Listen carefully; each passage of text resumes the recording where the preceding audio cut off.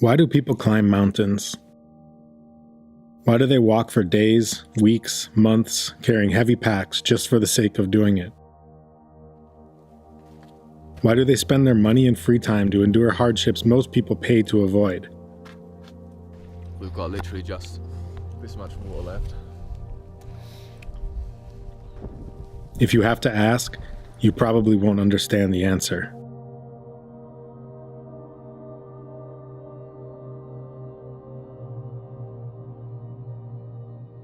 This is a story of the time myself and 7 friends trekked to the top of Southeast Asia's highest volcano. It's a story of contradiction. You do something that makes you feel absolutely miserable, then once you finish it, the feeling of accomplishment is so strong you can't wait to do it again somewhere else. I flew with my friend Henry from Bangkok to Padang, the largest city on the Indonesian island of Sumatra. There was a problem right away. In 2015, Indonesia was having its worst burning season in 2 decades, and the air was thick with smog. Visibility was less than a kilometer, and even the sun could barely break through.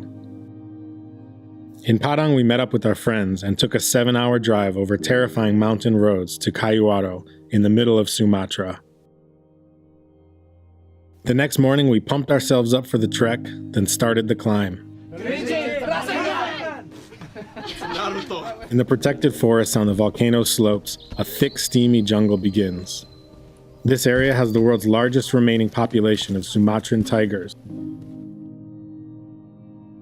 We were lucky enough to see some of the cinnamon-colored leaf monkeys unique to the area.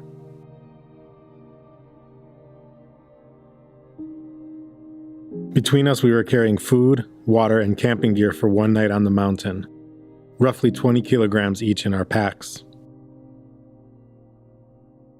The water didn't seem anywhere near enough, but there were vague assurances of a stream on the mountain.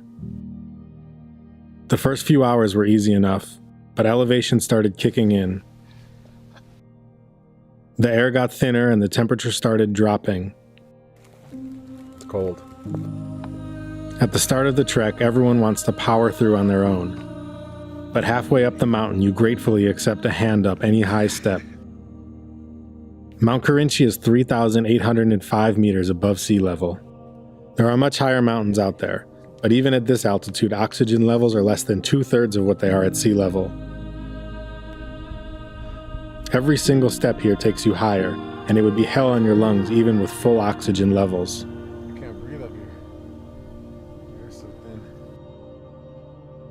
The forest changes from steamy jungle to primeval forest so ancient looking you half expect to see dinosaurs walk through the towering ferns.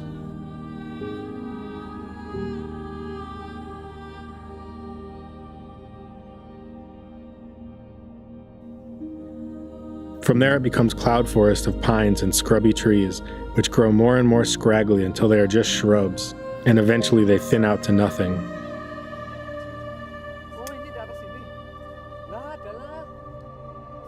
After 10 hours of hiking, we reached the final camp an hour before sunset. First time we've seen sky since we came to Indonesia. We were finally above the smoke, and we took a few minutes to admire the first clear skies we'd seen on the trip. As we set up camp, the summit was ominously revealed above us. A hot sugary drink and a bowl of instant noodles with canned meat might not sound like much, but to us it was heaven. With the sun gone, it was barely above freezing.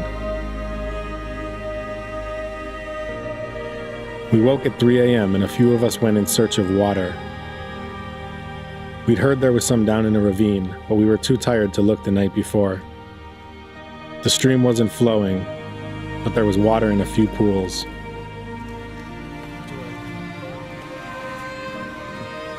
We started the summit hike at around 4 a.m. Just above camp, the final scrub bushes give way to barren volcanic rock and sand.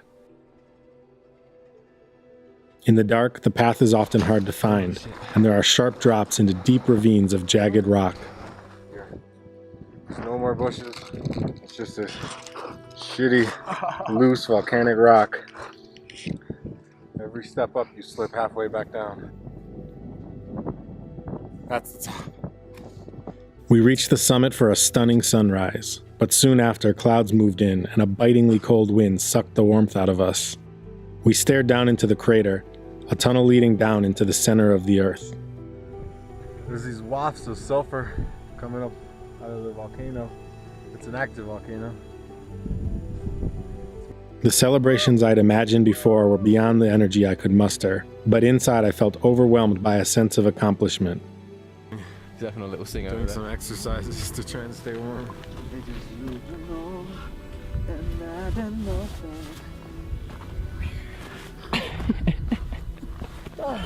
You weren't too happy. Yeah, we got a sign. Mount Kerinci is climbed by thousands of people a year. Still, the numerous plaques memorializing people who've died on the volcano are a reminder that this trek is no joke. Wild animals, hypothermia, falls, landslides, torrential rains, blackout fog, and clouds of poisonous gas are all real dangers here.